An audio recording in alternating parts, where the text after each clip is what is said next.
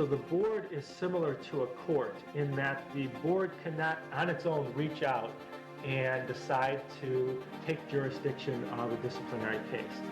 The board only takes jurisdiction of a case when the superintendent makes the decision to file charges.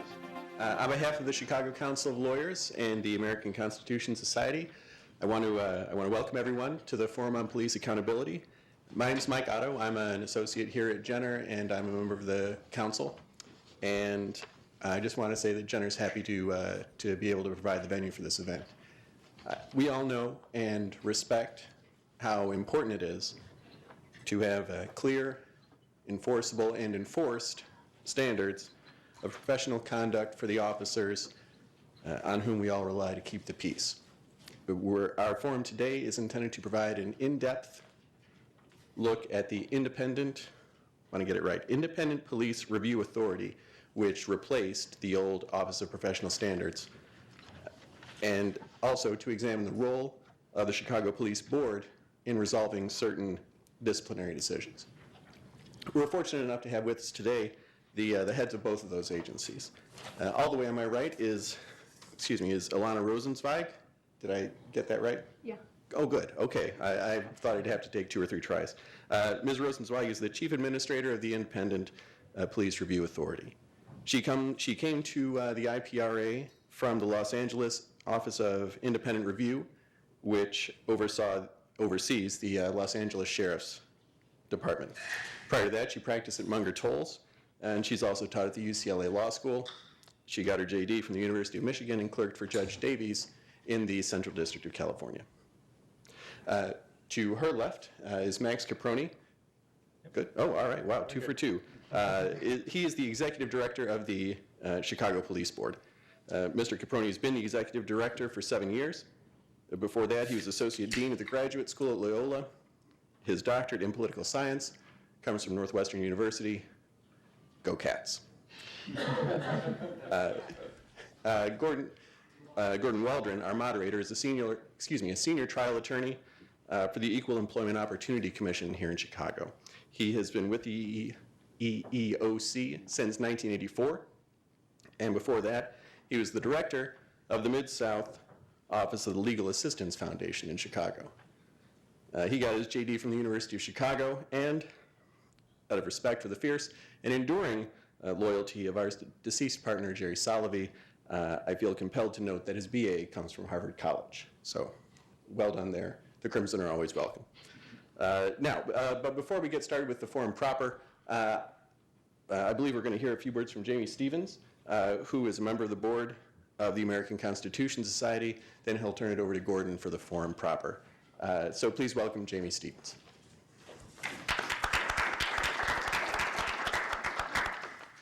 Good afternoon. On behalf of ACS, welcome everybody, and thank you very much, Mike and Jenner and Block, for your gracious hosting of us today. Jenner, just to take a brief aside and say our thanks, has been one of our longest running sponsors, both locally and nationally, and without the support of the lawyers here at Jenner, many of whom have been enduring members of our board and of our board of advisors throughout the years, we would not be the chapter that we are here both locally or the organization that we are nationally today. On behalf of ACS, I also want to thank our sponsors who have helped to make programs like this both nationally and locally possible. And without going through a full laundry list, I must say hello to them all in case any are here to join us today. And please join me in thanking our sponsors for our chapter, Cohen Law Group, Lupel Weininger, Drinker, Biddle and Reith, Eimer Stahl, Hugh Sokol, Pierce, Resnick and Dim, Jenner and Block, of course, Latham and Watkins, Levin and Perconti, Mayor Brown, Bob Hellman, Sidley Austin, and Skadden Arps. Before I turn the floor back over to the reason why we're really here, I do want to just make a quick plug for a couple of upcoming ACS events that might be of interest to the members of the audience today.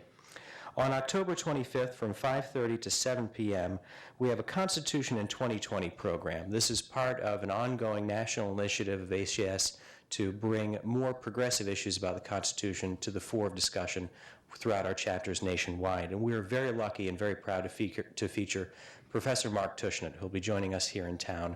That will be at DePaul Law School, co-sponsored with their student chapter, and again, that's on October 25th. If you'd like to RSVP, please feel free to go to our website, acslaw.org. And our next upcoming event after that will be in November on the 16th, called Guns and Race, featuring Professor Adam Winkler of UCLA. That'll be co-sponsored with our student chapter at John Marshall, also an evening program, 5:30 on. And if you'd like any more information about those or other upcoming programs, or to investigate joining the ranks of our practicing attorneys, retired attorneys, and interested people here in Chicago as our members, you can go to acslaw.org. Without further chapter information, I'll pass the floor over to the panel. Gordon, thank you very much. I too would also like to thank Jenner and Block for hosting this event. It's the fifth, I think it's the 5th annual Forum on Police Accountability in Chicago, co-sponsored with ACS.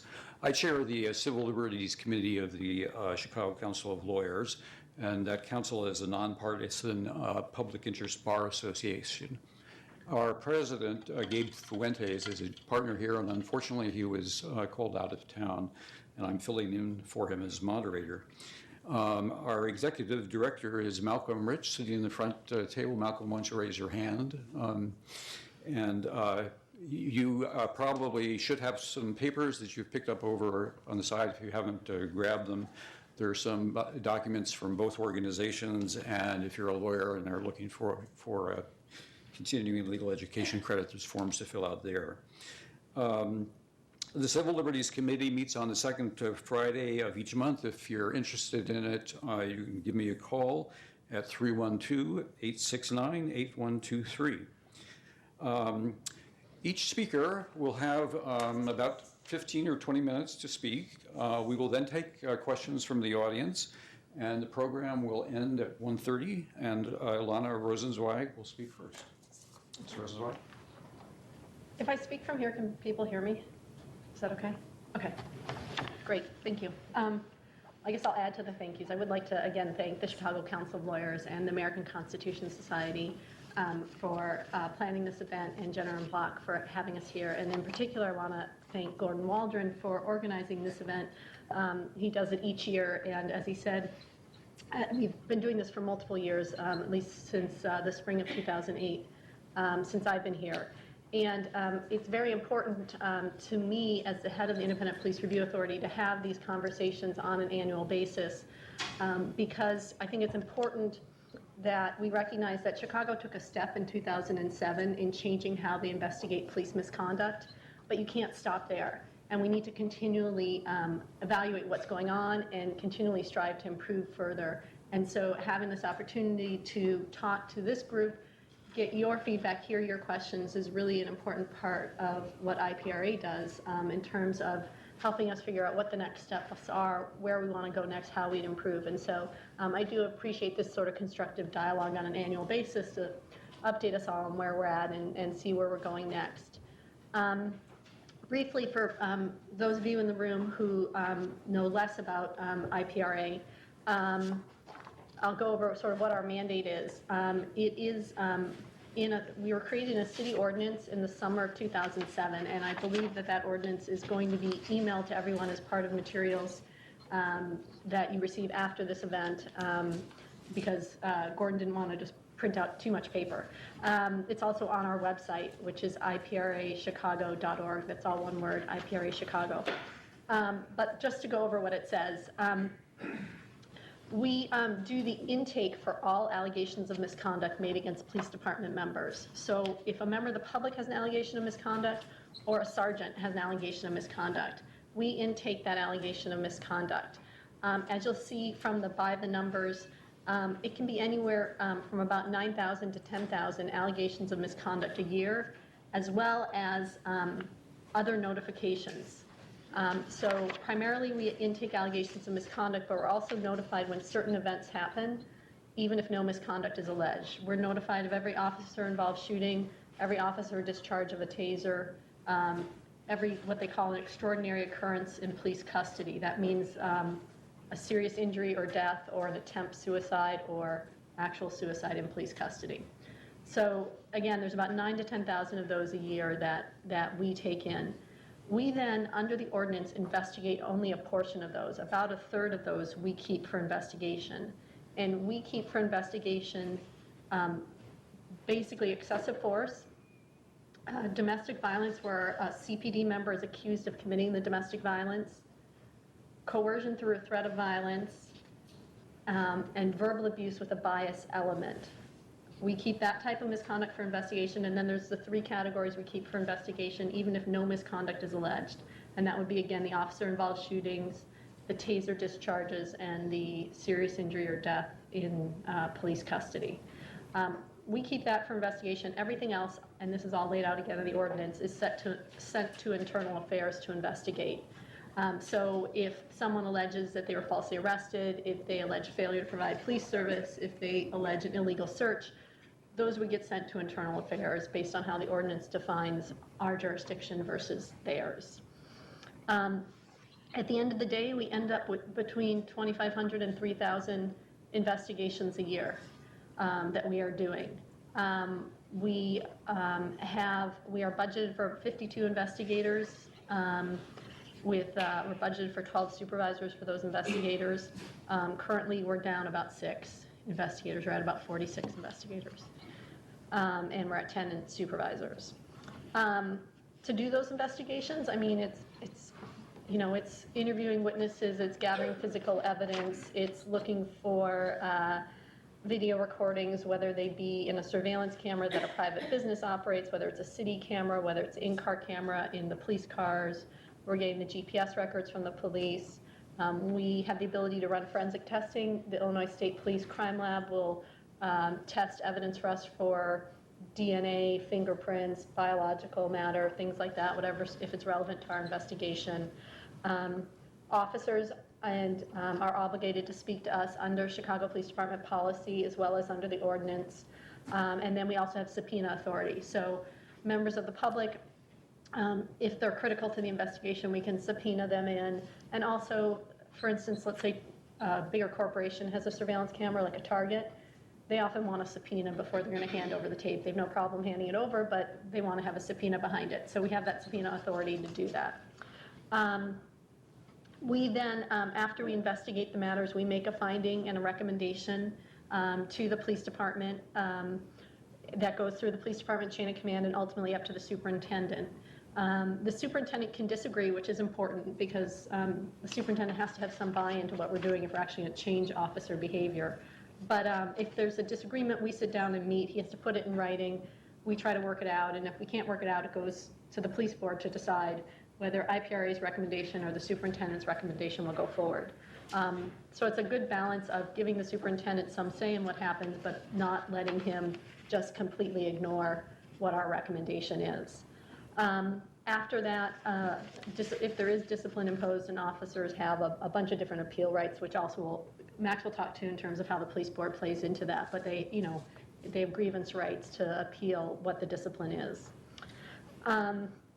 So just to sort of talk about the past year, the prior 3 years, as I've talked about at various times when I've come to address this group, we focused a lot on the quality and the thoroughness of the investigations, making sure that all relevant witnesses and officers were being interviewed, on making sure that the investigators had access to the tools they needed, the databases they needed, the in-car camera, the GPS, all the forensic testing from ISP, and also focusing on the training of the investigators, training them on the forensics, on interview techniques, on the CPD policies that we enforce. Because at the end of the day, we're not just deciding whether we like what the officer did, we're deciding whether it violated CPD policy or not.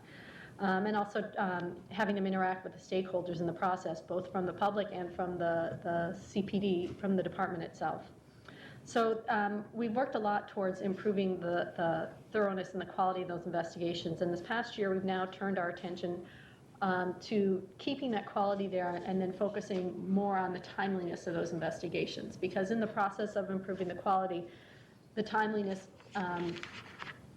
was not as much of a focus, and cases were not as timely. They weren't being done in as timely as manner. And so there's a few things that we had to do to look at how our resources were being used. One was the taser discharges we talked about. Under the ordinance, we investigate every taser discharge, even if no misconduct is alleged.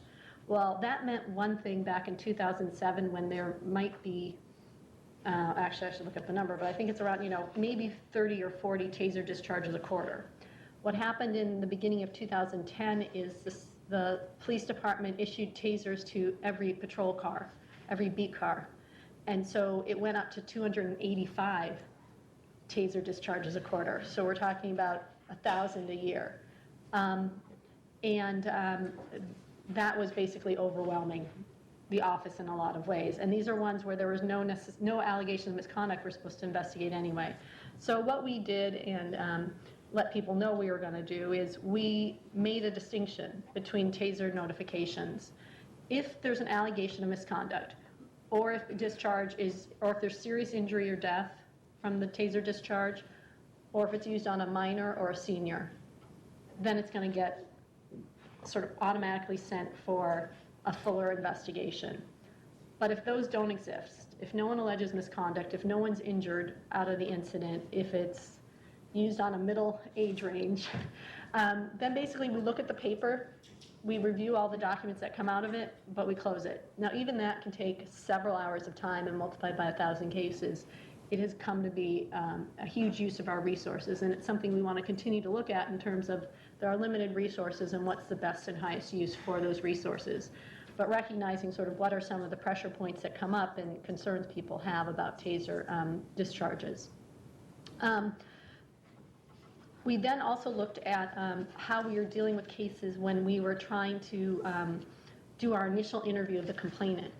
So under state law and the city law in the union contract, we need to obtain an affidavit, a full statement and an affidavit from someone who witnessed the incident, or we cannot go forward with sustaining anything against the officer. We can't actually even interview the officer. And there are a certain small number of exceptions we can do, but for the most part, we need a statement from someone who witnessed the incident, and they need to sign an affidavit. It can be a lot of work, sort of, if you've ever tried to track someone down, playing phone tag, scheduling appointments, people not showing up for the appointments, trying to go out to their house to see them in person, knock on their door. I mean, that's part of our whole process, is phone calls, letters, knock on the door. And this was taking a lot of the investigators' time. So what we did is we had a team in our office called the Rapid Team, and their job was already in the first 24, 48 hours of a complaint, if we had a complaint that had perishable evidence, to go out there and immediately get the information that we needed. Go get the videotape that is on a security camera that may erase in 24 hours. Go do those things. So we asked them to start doing these initial interviews of the complainants or a witness, and it's proved to be very effective because they're out in the field already. Part of their day already is sort of on the phone trying to track people down. And so we made a change there in terms of how we handle those cases, and they're dealing with those cases where where ultimately it ends up being, it changes over time, but anywhere from 40 to 60% of our cases, ultimately no one will agree to sign an affidavit about what they witnessed. Part of the reason we now know is plaintiffs' attorneys are telling their clients not to cooperate. Well, we've opened the investigation based on the complaint that was made. If we're not going to get cooperation, we want to make sure we can deal with that with as quickly as we can. So once we had that in place, we getting to this timeliness, we imposed some internal guidelines, and we've been working towards getting, first it was get all investigations closed that are more than 2 years old, and we made some progress towards that. We didn't get all the way there, and our next we're going to continue to work on that, and our next guideline is to get, by the end of the year, try to have as many investigations that are more than 15 months old closed as possible. And basically we want to move down to eventually being at a point, hoping resources allow, where it's rare to have investigation more than a year old. There are a lot of things out of our control that cause investigations to last longer than that. Civil litigation, criminal investigations, things like that. But we want, except for those exceptional ones, we want to bring it down. I don't know how close I'm getting my 15 minutes. Just some other things that have changed over the past year in getting to this issue of our resources and how we use them is, one thing was to look at, we really are trying to look at complaint patterns and trying to see if there are systemic ways to decrease the number of complaints. So we have an ongoing project. It's still not completely off the ground, but what we'd like to do is look at the data about complaints and why in one situation you might get a complaint and in another similar situation you don't. And see if there are things that can get tied back to police department policies, training, procedures, or even the public's knowledge about how police are supposed to behave that might be something that the city or CPD could change or address that would decrease the number of allegations of misconduct. So we're working on that, and we'll see if we can get there, because I think ultimately, you know, if there are systemic things that can address the number of complaints, you want to get that down, because that's the public perception of police misbehaving. Then the other major change this past year has been in how we deal with officer-involved shootings. For those of you who have followed OPS and CPD and officer-involved shooting investigations, there used to be something called the Roundtable. And I guess under OPS, the perception was the roundtable was held within a couple hours of the shooting. The table wasn't round, but at the end, you know, someone would declare this shooting was in policy, it's all fine. What was hidden was that the police department might make that statement, but OPS was actually still investigating it. And so the roundtable did serve a purpose. It continued after the creation of IPRA, and it served a purpose in terms of the officers gave a voluntary statement, and that was a voluntary statement that we could share with the state's attorney's office for them to do their review of the shooting to determine whether it complied with state law. We're looking at whether it complied with CPD policy, they're looking at state law. Over last summer, FOP decided to instruct its officers to no longer cooperate in the roundtable and to no longer provide voluntary statements. How we got to that point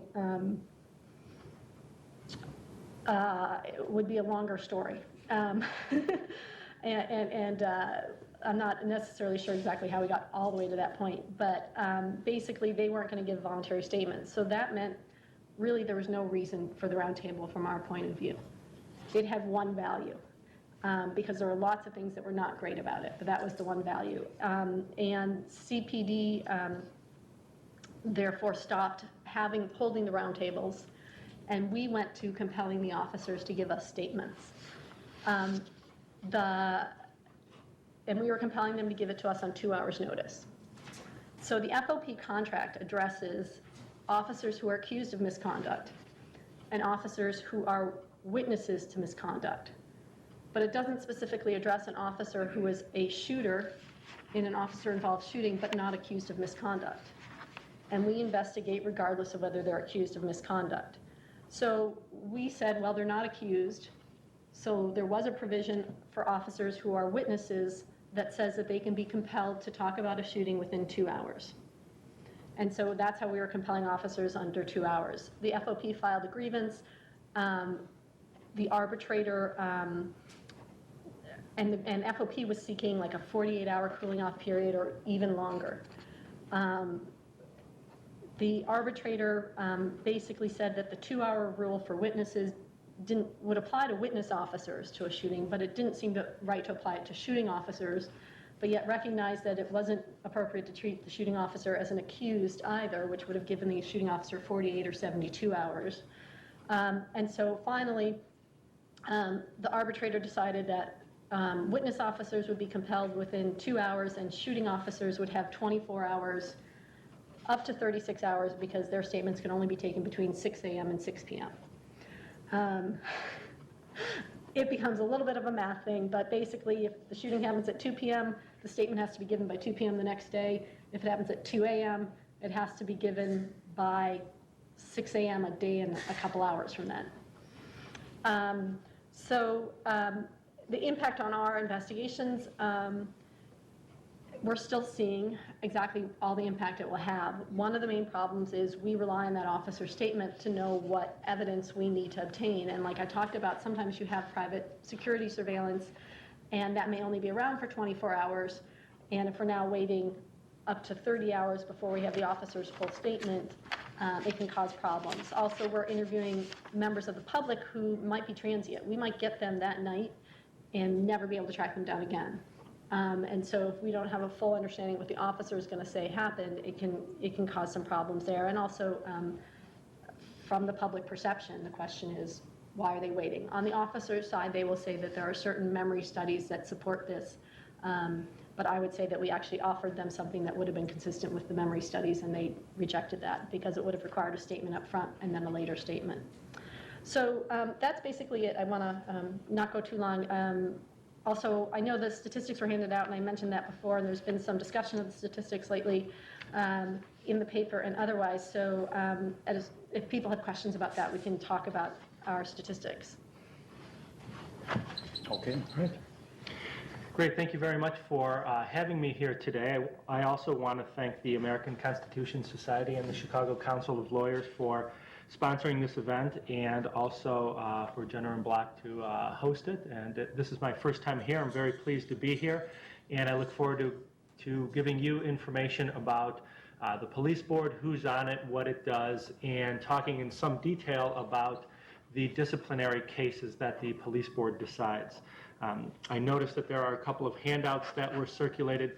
Those come from our website, and there's a lot of other information, as I'll talk about, on our website. You're more than welcome to view that, of course, and also to contact me with any questions, and the phone number is on the website. The web address is www.chicagopoliceboard, all one word, .org. The police board has a variety of functions. There are three main ones that are most visible to the public. One, of course, is deciding disciplinary cases involving allegations of misconduct that are made against Chicago police officers. That's why I'm here, and that's what we'll be talking most about. A couple of other responsibilities that the board has. One is when there is a search for a new superintendent of police, the board has the responsibility for nominating 3 candidates to the mayor for the mayor's consideration, and the mayor has to choose either from that list or request a new list from the board. So the board, as part of carrying out that responsibility, solicits applications, interviews candidates, and then makes 3 nominations to the mayor. Another responsibility the board has is to have monthly public meetings. We have a meeting once a month. It's normally on the 3rd Thursday in the evening. Up until now, those have been down at Chicago Police Headquarters at 35th and Michigan. We are starting this month the practice of getting out around the city and having those meetings in order to give more people from more communities a greater opportunity to attend. So this month we'll be having our meeting, which is Thursday, October 20th, at the Area 1 police station. The plan is to move around the 5 police areas, hitting each area twice in a year, and then 2 meetings at 35th and Michigan for a total of 12 meetings per year. So we're starting that this month. The public meeting, the main purpose of that meeting is to give Chicagoans, to give residents an opportunity to address the board, ask comments, or make comments, ask questions of the board. Alana is also there, or her designee each month, and the superintendent of police or his designee is there as well. So it's an opportunity in a public forum to ask questions about the board's work, about IPRA's work, about police matters that CPD does as well. So those are a couple of other things that the board does in addition to deciding the disciplinary cases. There are 3 types of disciplinary matters that the board decides. The first involve cases in which the superintendent of police files charges against a police officer alleging certain type of misconduct and recommending a penalty of either a suspension of more than 30 days or, more commonly, discharging the officer from the Chicago Police Department. So we commonly refer to these types of cases as discharge cases because almost all cases that the superintendent files is recommending discharge rather than a suspension of between, say, 31 days and a year or 2. That's pretty rare to have the superintendent recommend that penalty. Normally, if he's going to file charges, in the past, his practice has been to recommend discharge. So that's the first type of case, the discharge cases. The second type of case are what we often call suspension reviews. It's an officer requesting a review of a suspension that the superintendent has imposed